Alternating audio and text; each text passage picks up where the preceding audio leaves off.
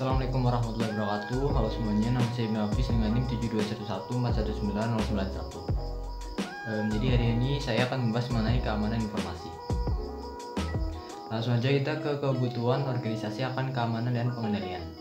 Jadi dalam dunia masa kini, banyak organisasi semakin sadar akan pentingnya menjaga seluruh sumber daya mereka, baik yang bersifat virtual maupun fisik, agar aman dari ancaman baik dari dalam maupun dari luar. Selanjutnya kita langsung aja ke keamanan informasi. Pertama, tujuannya adalah satu, kerahasiaan. Jadi perusahaan berusaha untuk melindungi data dan informasinya dari pengungkapan orang-orang yang tidak berwenang atau yang tidak diinginkan. Selanjutnya, ketersediaan. Jadi tujuan dari infrastruktur informasi perusahaan adalah menyediakan data dan informasi bagi pihak-pihak yang memiliki wewenang untuk menggunakannya. Selanjutnya, yang ketiga adalah integritas. Jadi suatu sistem informasi itu harus memberikan representasi akurat atas sistem fisik yang dipresentasikannya. Selanjutnya ada manajemen keamanan informasi. Jadi yang pertama itu mengidentifikasi ancaman yang dapat menyerang sumber daya informasi perusahaan. Lalu yang kedua itu mendefinisikan resiko yang dapat disebabkan oleh ancaman-ancaman tersebut. Selanjutnya yang ketiga adalah menentukan kebijakan keamanan informasi. Lalu yang keempat adalah mengimplementasikan pengendalian untuk mengatasi resiko-resiko tersebut. Lalu bagaimana dengan ancaman dari keamanan sistem informasi itu sendiri? Jadi ancaman keamanan sistem informasi itu atau information security threat itu merupakan orang, organisasi, mekanisme, atau peristiwa yang memiliki potensi untuk membahayakan sumber daya informasi perusahaan. Dan ancaman ini itu terdiri dari ancaman internal dan eksternal. Ancaman internal itu bukan hanya mencakup karyawan perusahaan, tetapi juga pekerja temporer, konsultan, kontraktor, bahkan mitra bisnis perusahaan tersebut.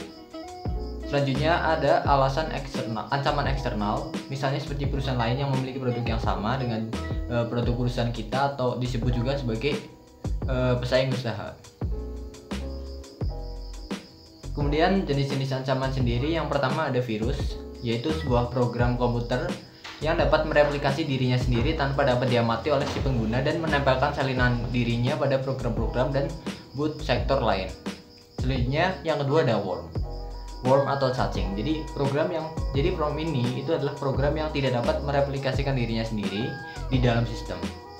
Tapi worm ini dapat menyebarkan salinannya melalui email. Kemudian selanjutnya ada Trojan Horse. Jadi Trojan Horse ini adalah program yang tidak dapat mereplikasi atau mendistribusikan dirinya sendiri, namun disebarkan sebagai perangkat. Lalu yang keempat ada adware, yaitu program yang memunculkan pesan-pesan iklan yang sangat mengganggu. Kemudian ada spyware, itu program yang mengumpulkan data dari mesin pengguna. Lalu resikonya itu sendiri adalah resiko dari keamanan informasi atau information security risk itu didefinisikan sebagai potensi output yang tidak diharapkan dari pelanggaran keamanan informasi oleh ancaman keamanan informasi. Selanjutnya ada persoalan e-commerce. Jadi e-commerce itu memperkenalkan suatu permasalahan keamanan baru. Masalah ini bukanlah perlindungan data, informasi, dan piranti lunak, tetapi perlindungan dari pemalsuan kartu kredit. Setelah itu kita akan membahas mengenai manajemen risiko atau manajemen risk. Jadi manajemen risiko ini merupakan satu dari dua strategi untuk mencapai keamanan informasi. Dan di dalamnya itu ada satu, identifikasi aset-aset bisnis yang harus dilindungi dari risiko. Lalu yang kedua adalah menyadari resikonya. Yang ketiga adalah menentukan tingkatan dampak pada perusahaan jika risiko benar-benar terjadi. Lalu yang terakhir adalah menganalisis kelemahan perusahaan tersebut. Kemudian kita akan membahas mengenai kebijakan keamanan informasi. Jadi perusahaan dapat menerapkan keamanan dengan pendekatan yang bertahap. Yang diantaranya ada fase pertama, yaitu inisiasi project. Yang ada fase kedua, yaitu penyusunan kebijakan. Selanjutnya ada fase ketiga, yaitu konsultasi dan persetujuan. Lalu fase keempat adalah kesadaran dan edukasi. Kemudian yang terakhir, fase kelima adalah penyebarluasan kebijakan. Selanjutnya kita akan membahas mengenai pengendaliannya. Jadi pengendalian atau kontrol itu adalah mekanisme yang diterapkan baik untuk melindungi perusahaan dari resiko atau untuk meminimalkan dampak risiko tersebut pada perusahaan jika risiko tersebut terjadi. Yang pertama ada pengendalian teknis. Jadi pengendalian teknis atau technical control adalah pengendalian yang menjadi satu di dalam sistem dan dibuat oleh para penyusun sistem selama masa siklus penyusunan sistem.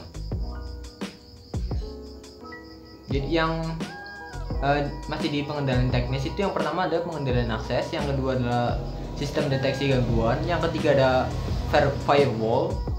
Firewall ini ada 3 jenis, yaitu firewall penyaring paket, ada tingkat sirkuit dan tingkat aplikasi. Kemudian yang keempat adalah pengendalian kriptografis. Lalu yang kelima adalah pengendalian fisik. Selanjutnya yang keenam adalah meletakkan pengendalian teknis pada tempatnya.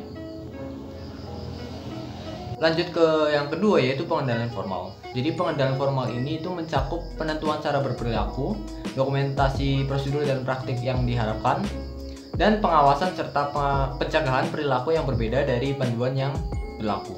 Selanjutnya yang ketiga ada pengendalian informal. Jadi pengendalian informal ini mencakup program-program pelatihan dan edukasi serta program pembangunan manajemen. Pengendalian ini ditujukan untuk menjaga agar para karyawan perusahaan memahami serta mendukung program keamanan tersebut. Kemudian selanjutnya kita akan membahas mengenai manajemen keberlangsungan bisnis.